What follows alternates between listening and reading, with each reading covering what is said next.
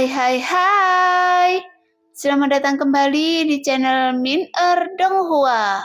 Kali ini kita akan melanjutkan cerita Donghua, Battle Troop di Heaven. Gak pakai lama lagi, langsung aja kita ke ceritanya. Check it out. Melihat Xiaoyan tertegun sejenak, Pan Fengxiang mengira Xiaoyan akan mengeluarkan kompas miliknya. Namun dia tidak menyangka justru Xiaoyan langsung melangkah ke dalam kompas miliknya, kemudian duduk di dalamnya. Pada saat yang sama, tiba-tiba sebuah sosok keluar dari bayangan tubuh Xiaoyan, dan sosok ini adalah avatar Suho yang berdiri di belakang Xiaoyan, yang membuat ketiga leluhur bintang ungu tercengang saat mereka melihat pemandangan ini. Jelas mereka tidak pernah menyangka akan ada sosok lain yang muncul. Sial, saya tidak tahu bagaimana sosok lain bisa muncul tiba-tiba di sini tanpa saya bisa merasakan nafasnya. Ketika leluhur mendengus dingin karena mereka melihat sosok yang baru saja muncul memiliki tatapan yang sangat dingin di matanya. Oleh karena itu, mereka bertiga buru-buru ingin menangkupkan tinju mereka untuk memberi hormat dan menyapanya. Namun sebelum mereka sempat mengangkat tangan mereka, sosok itu berubah menjadi pelangi panjang dan langsung terbang keluar dari dalam kompas dengan sangat cepat. Pada saat ini, Xiaoyan masih duduk dengan tenang dalam kompas. Bagaimanapun dari awal sampai akhir, avatar Suho selalu ada di antara 9 peti mati pagoda kekosongan roh. Setelah Xiaoyan merebut tubuh Suho di dunia nyata Xuanyin, kekuatan avatar Suho selalu ada di keabadian Kaisar langkah keempat. Sebelumnya Xiaoyan memiliki rencana, setelah dia tiba di dunia Dewa Abadi dan Dewa Iblis, dia akan membiarkan avatar Suho untuk melakukan perjalanan sendiri, sehingga kekuatan avatar Suho dapat ditingkatkan secepatnya, seperti halnya avatar Dewa Asli sebelumnya. Lagi pula, dengan cara ini, Xiaoyan akan lebih mudah untuk mendapatkan lebih banyak informasi yang berguna. Sedangkan untuk Xiaoyan sendiri, dia tetap akan pergi ke bintang Han Guang untuk menentukan kebenaran di balik tatanan kuno makhluk Dewa Iblis Abadi tempat itu. Karena jika saya mencari tatanan kuno makhluk Dewa Iblis Abadi, maka saya bisa dengan mudah dapat menyelesaikan tugas dari nomor 1 di alam Dewa Kekacauan. Meskipun sebenarnya tugas yang diberikan nomor 1 mungkin bukan tatanan kuno Dewa Iblis Abadi itu sendiri, tetapi sebaliknya. Nomor 1 menggunakan tugas untuk mendapatkan tatanan Dewa Iblis Abadi, untuk menilai siapa di antara mereka yang benar-benar pergi ke dunia Dewa Abadi dan Dewa Iblis kuno ini. Xiaoyan berpikir dalam hatinya. Namun masalah sebenarnya adalah, setelah bisa mendapatkan tatanan kuno makhluk Dewa Iblis Abadi ini, mereka akan dapat membuat penilaian lebih lanjut dari nomor 1. Tepat ketika melihat Xiaoyan tidak berbicara, dengan cepat para leluhur dari 3 keluarga berbeda langsung bergegas menginjakkan kaki-kaki mereka ke dalam kompas. Meskipun sebenarnya mereka sangat tidak ingin mereka pergi bersama Xiaoyan, karena dalam sudut pandang mereka perjalanan ini sangatlah berbahaya. Karena situasi yang akan mereka hadapi tidak dapat diprediksi sama sekali. Tapi di depan orang ini, bahkan leluhur dari keluarga jin yang kekuatannya berada di langkah ke-6, dia tidak berani melakukan kesalahan sama sekali di depannya. Jadi secara alami, Wan Tua dan Pan Fengxiang hanya bisa mengikuti mereka secara diam-diam. Mereka hanya bisa masuk ke dalam kompas untuk mengantar Xiaoyan ke bintang Han Guang langsung. Sebenarnya bintang raksasa yang mengandung cahaya paling kuat itu tidak terlalu jauh dari bintang ungu. Namun jika bintang Han Guang dibandingkan dengan bintang ungu, ukurannya mungkin 10 kali lebih besar dari bintang ungu. Itu adalah bintang yang terbesar dari banyaknya bintang di alam ini, dan besar sama seperti namanya. Setelah terbang dalam beberapa lama, mereka dapat melihat bintang Han Guang ini di kehampaan. Mereka terbang menggunakan kompas dari kejauhan dan mulai memasuki bintang raksasa yang bercahaya dengan cepat. Namun selama periode ini, jumlah orang kuat yang datang ke bintang raksasa bercahaya ini telah mencapai tingkat yang belum pernah terjadi sebelumnya. Sekarang dari arah kehampaan, ada 4 sosok yang duduk bersila di atas kompas, dan 1 orang menutup matanya rapat-rapat. Namun 3 sosok lainnya tidak berani menutup mata mereka, dan mereka selalu melihat di kehampaan dengan waspada. Karena mereka takut akan terjadi kecelakaan dalam perjalanan. Lagi pula bintang terang ini terlalu besar, sehingga akan terlihat mencolok pada pandangan semua orang. Tepat ketika melihat Xiaoyan masih duduk dan menutup matanya dengan tenang di dalam kompas dalam kehampaan, Pan Fengxi yang tiba-tiba berkata perlahan, "Senior, kita akan segera tiba di bintang Han Guang." Sekarang Pan Fengxi yang terus menyanjung Xiaoyan di sepanjang jalan karena dia tidak bisa melihat kekuatan Xiaoyan yang sebenarnya. Lagi pula setelah melihat leluhur keluarga Jing menunjukkan rasa hormat padanya, itu benar-benar membuat Pan Fengxi yang panik. Bahkan sekarang Xiaoyan masih menutup matanya rapat-rapat dan tidak memberikan tanggapan sampai memasuki bintang Han Guang ini. Pada saat ini, setelah memasuki bintang Han Guang, banyak mata yang melihat keempat orang yang datang. Namun semua orang yang melihat tidak mengenali Xiaoyan sama sekali. Sebaliknya, mereka mengenali leluhur dari 3 keluarga besar di bintang ungu. Bagaimanapun, mereka bertiga orang kuat keabadian kaisar yang berkuasa di bintang ungu. Jadi secara alami mereka pasti mengenal setiap leluhur dari 3 keluarga besar. Oleh karena itu, mereka dengan hormat menangkupkan tinju mereka ke depan untuk menyapa ketiga leluhur. Hanya saja apa yang tidak mereka pahami adalah ada sosok yang duduk bersila di belakang ketiga leluhur tersebut. Seolah orang ketiga leluhur tersebut telah menjadi pelindung hukum dari orang tersebut. Yang membuat semua orang yang melihat pemandangan ini pasti sangat penasaran dengan identitas Xiaoyan. "Ayo pergi ke gua warisan iblis Han Guang secara langsung." Xiaoyan berkata perlahan. Mendengar itu, Pan Fengxi yang menganggukkan kepalanya sedikit dan menjawab dengan sopan, "Baik, senior."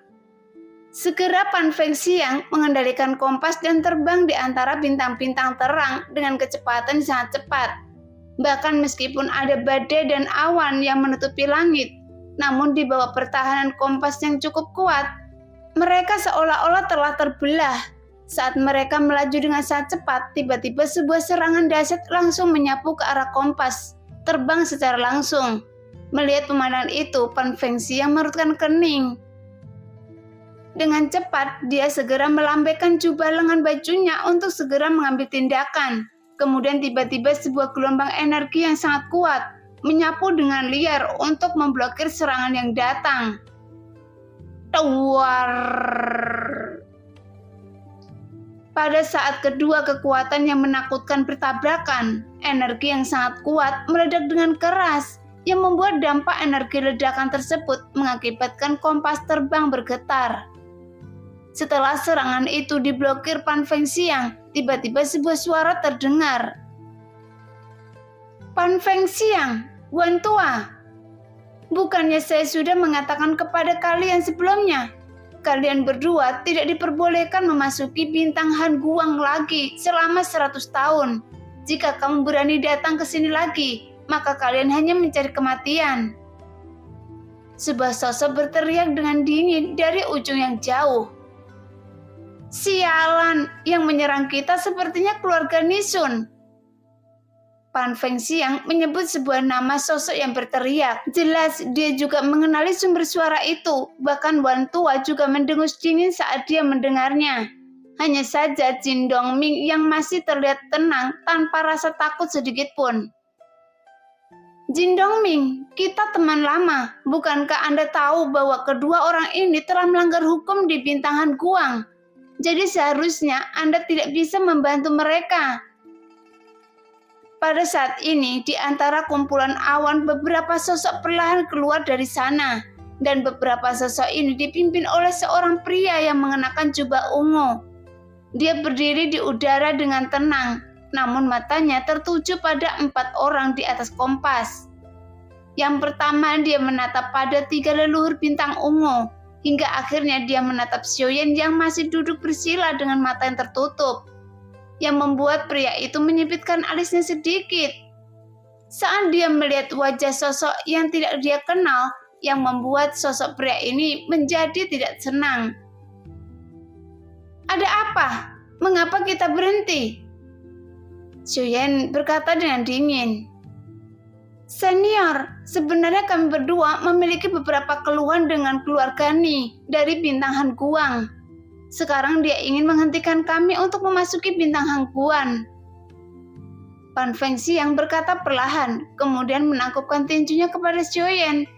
Tepat Nisun melihat pemandangan ini, matanya juga sedikit membeku. "Saya ingin pergi ke gua warisan iblis Han Guang. Saya tidak akan peduli tentang keluhan Anda dengan mereka. Tapi jika mereka tidak mengizinkan saya pergi, maka saya..." Xiuyan berkata dengan dingin, namun suaranya seperti guntur yang menggelegar, yang membuat Nisun juga sangat tercengang. "Anda harus tahu bahwa gua warisan iblis Han Guang adalah milik keluarga Ni saya, dan mereka berdua tidak bisa masukinya." Nisun berkata dengan tegas, seolah-olah dia tidak takut dengan Xiuyan sama sekali. Karena dia berpikir dia pasti akan mendapatkan dukungan dari keluarga Ni di belakangnya di Bintang Han Guang. Oleh karena itu, dia tidak perlu takut saat ini. Tepat ketika Nisun selesai berbicara, tiba-tiba sebuah sosok muncul dari bayangan tubuh Xiuyan lagi, sehingga mengejutkan 3 leluhur bintang ungu. Karena kemunculannya yang tiba-tiba, kali ini sosok yang dipanggil Xiuyan adalah Jiwa Jimmy. "Masalah di sini saya serahkan kepada Anda. Jika Anda ingin membunuh mereka, jangan lupakan seluruh keluarga Ni." Xiuyan berkata perlahan. Tepat ketika kata-kata Xiuyan keluar, ekspresi Pan Fengxiang dan Wan Tua, bahkan Jin Dongming langsung berubah. Namun Jiwa Jimmy sangat marah saat mendengarnya, tetapi dia tidak berani membantah Xiuyan. Jelas dia juga tidak ingin dikurung dalam ruangan kecil dan gelap oleh Xiuyan lagi. Karena dalam situasi seperti itu, Jiwa Jimmy merasa dia tidak merasakan kehidupan maupun kematian. Jadi setelah mendengarkan perintah Xiuyan, Jiwa Jimmy segera bergerak dan mengunci semua orang di dunia. Bahkan tanpa mengucapkan apapun, tubuhnya melesat seperti bola meriam, menyapu dengan cepat ke arah Nisun. Melihat pemandangan itu, Nisun mendengus dingin. "Bajingan, tidak peduli dari keluarga mana Anda berasal, Anda berani melawan keluarga Ni di Bintang Han Guang. Anda benar-benar mencari kematian." Setelah Nisun selesai berbicara dengan cepat, dia menghancurkan token giok di tangannya. Mendengar itu, Jiwa Jimmy menyipitkan alisnya sedikit. Karena saat Jiwa Jimmy bergegas ke arah Nisun, dia dapat merasakan banyak gelombang kekuatan abadi yang sedang mendekat. Namun tanpa rasa takut, dia terus menyapu ke arah Nisun, kemudian mengayunkan tinjunya ke arah Nisun dengan keras. Di bawah tekanan yang sangat kuat dari tinju Jiwa Jimmy, Nisun merasa sedikit menyesal karena dia dapat merasakan ancaman kematian yang belum pernah dialami sebelumnya. Oleh karena itu, dengan cepat tubuhnya berubah menjadi pelangi panjang dan bergegas mundur ke belakang dengan ngeri. "Tunggu! Senior, saya mengaku salah, jadi tolong jangan bunuh." Tepat sebelum Nisun bisa menyelesaikan kata-katanya, Jiwa Jimmy terus mengejarnya, seolah-olah dia telah menutup telinganya. Lagi pula, perintah yang diberikan Xiuyan padanya adalah memusnahkan seluruh keluarga Ni tanpa belas kasihan apapun. Adapun sosok Nisun yang melarikan diri, Jiwa Jimmy lebih cepat dengan darinya.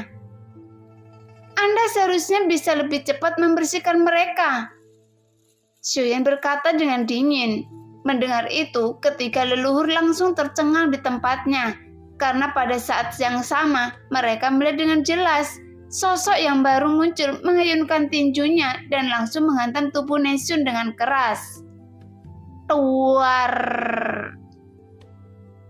Segera sebuah ledakan tumpul terdengar di udara, kemudian sosok Nisun jatuh langsung ke tanah. Di bawah tinju yang mengerikan seperti itu, ketiga leluhur tidak tahu apakah Nisun hidup atau mati. "Sekarang, apakah masih ada yang ingin kalian lakukan?" Xiuyan berkata pelan, namun di bawah keterkejutan mereka, meskipun kata-kata Xiuyan tidak keras ketiga leluhur itu mendengarnya.